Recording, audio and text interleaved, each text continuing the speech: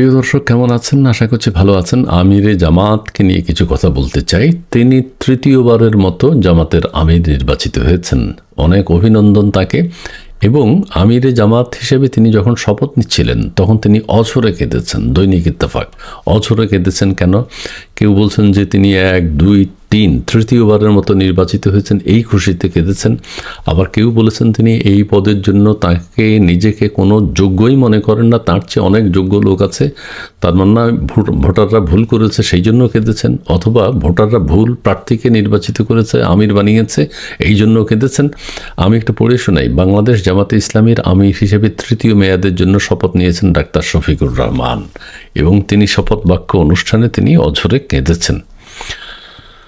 খুবই দুঃখজনক ভোট হয়েছে। ভোট মোট 1,16,792 জন নারী পুরুষ মিলে ভোট দিয়েছে, তাকেই নির্বাচিত করেছে। এখন তিনি তাকে নির্বাচন করাটা তিনি মেনে নিতে পারছেন না, যে আমার চেয়ে যোগ্য লোক আছে, কেন আমাকে নির্বাচিত করলো।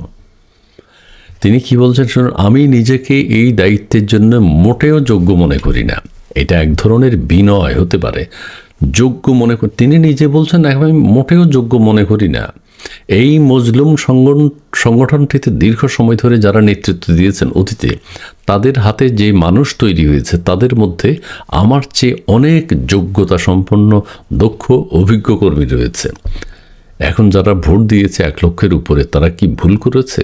তারা কেন যোগ্য লোক বেছে নিতে পারে নাই? জামাতের আমির নিজেই তো বলছেন আমি এই পদের যোগ্য না, কিন্তু তৃতীয়বারের মতো তাকে নির্বাচিত করেছে।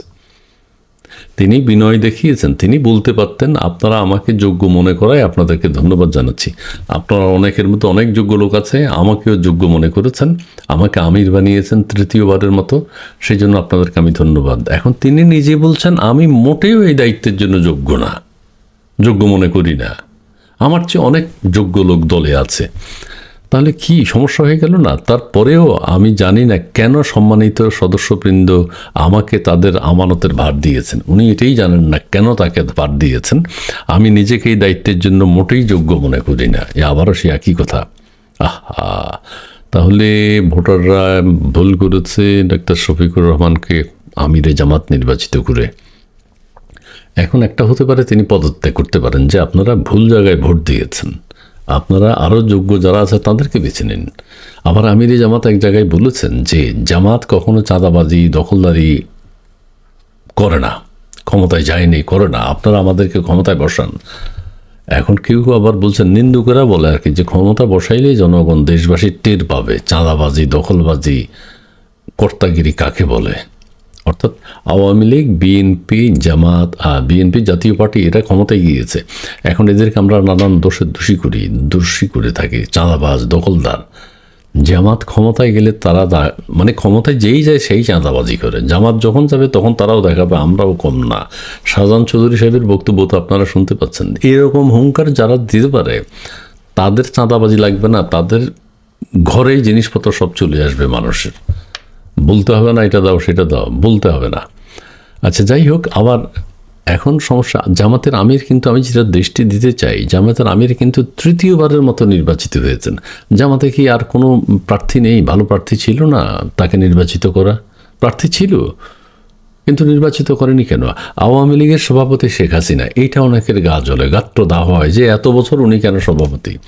বিএনপির সভাপতি বেগম খালেদা জিয়া চেয়ারপারসন, তিনি এত বছর কেন চেয়ারপারসন, এইটা অনেকের গাত্র দেওয়া হয়। এরশাদ ছিল যখন এরশাদ ছিল, তো আপনারাও চেঞ্জ করেন, আপনারা দৃষ্টান্ত স্থাপন করেন যে শফিক সাহেব 2 বার হয়ে গেছে, এবার আমরা অন্যকে নেই।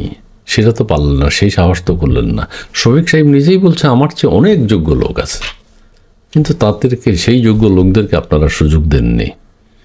যাই হোক, এই দুঃখের কথা জানিয়ে জামাতের সাফল্য কামনা করি। শফিক সাহেব যেহেতু নির্বাচিত হয়ে গেছেন, এখন ভোট দিয়েছে, কি করা, তাকে অভিনন্দন। তিনি আমির জামাত হিসেবে আরও 50 বছর থাকুন, তাতে কোনো আপত্তি নেই।